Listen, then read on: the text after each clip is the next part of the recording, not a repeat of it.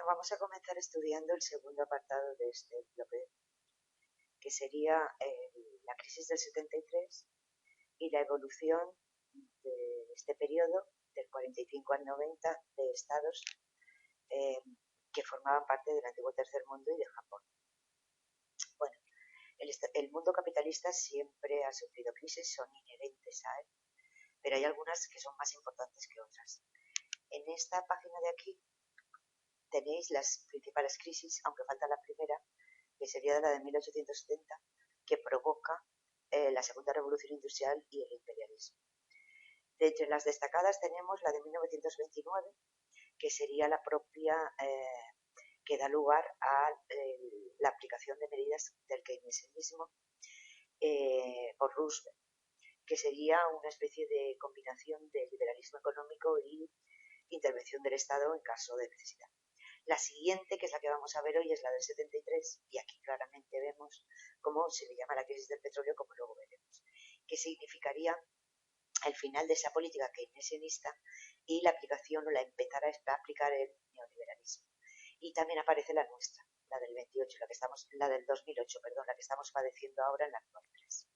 Bueno, la crisis del 73 es una crisis del petróleo que afecta sobre todo a Europa occidental, a Estados Unidos y a Japón, y a largo plazo a la URSS y en menor medida al tercer mundo, pero también le afecta.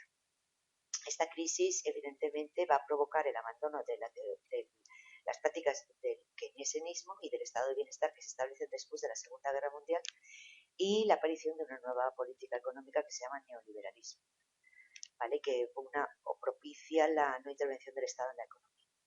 Causas de la crisis. Bueno, primero decir claramente que una de las causas fue que Nixon, el presidente de Estados Unidos, decide en 1971 abandonar el patrón oro y esto inestabiliza un poco la economía mundial.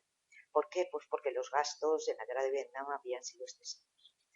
Pero la principal causa es el ascenso imparable del precio del petróleo, subió más de un 150%. Entonces, ¿y por qué? Bueno, pues hubieron varias causas, pero una de ellas sería política. Los países exportadores de petróleo, la OPEP, deciden por primera vez bajar la producción de petróleo para subir su precio, con el objetivo de arruinar a los principales apoyos de Israel, es decir, Estados Unidos y Europa Occidental, porque estos países de la OPEP formaban, algunos de ellos, la Liga Árabe, que apoyaban a Palestina en la guerra del Yom Kippur contra Israel. Es decir, se trata un poco de una estrategia económica para hundir a Israel. Evidentemente se extiende por todo el mundo la crisis y las principales consecuencias serían evidentemente el cierre de las empresas, por lo tanto el aumento del paro, la caída de los beneficios empresariales y de la inversión. Todo esto va a hacer que en política económica se abandone el estado de bienestar y se lleve a cabo el neoliberalismo. El neoliberalismo lo tenéis aquí muy bien explicado. Se trata evidentemente de una serie de medidas. Primero, liberalizar tanto la producción como el comercio, disminuir la intervención del Estado en la economía, que había sido la base del 45 al 90, con la creación del Estado de Bienestar, que evidentemente se recorta el Estado de Bienestar y hay menos gasto en educación o en sanidad, y se desregulariza el mercado laboral. ¿Esto qué quiere decir? Que es precario. Los contratos firmados pues no sirven, se despide sin indemnización y se propicia el empleo temporal. A nivel industrial, podríamos decir que esta política neoliberal que estamos sufriendo ahora provoca, por un lado, despido masivo de trabajadores en sustitución por máquinas, y estos trabajadores que serán contratados serán principalmente más técnicos.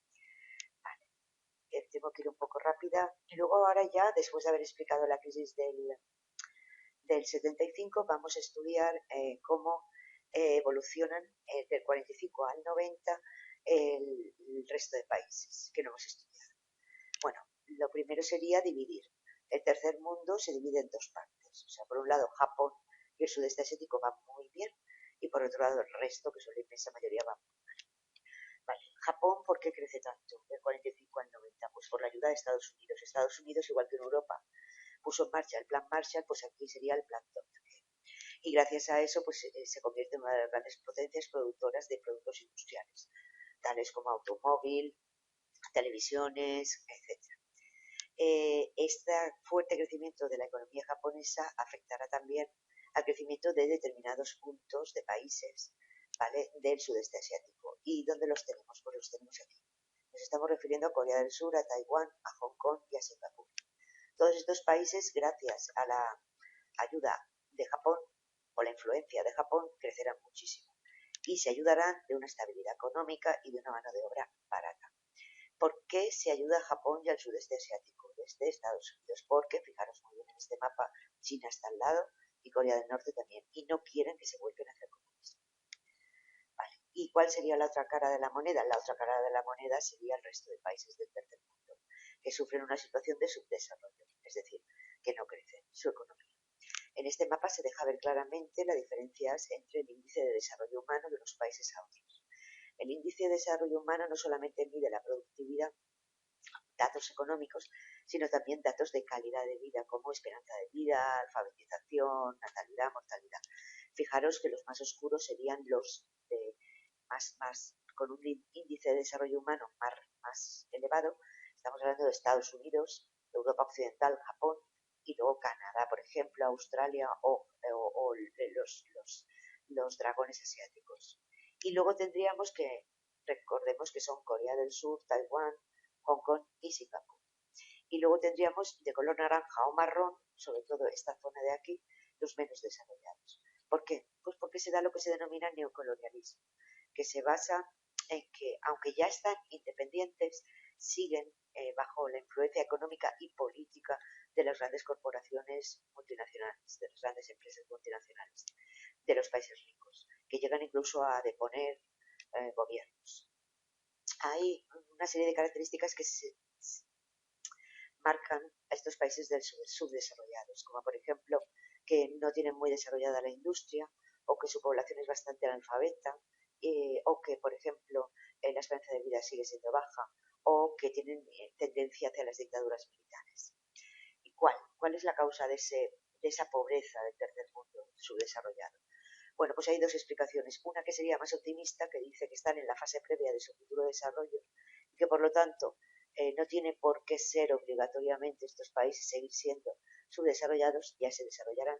Y la otra que dice que no, la de la dependencia. Y esta dice claramente que hay una clara interdependencia o correlación entre el desarrollo de los países ricos, que se asienta sobre la pobreza de los no industrializados.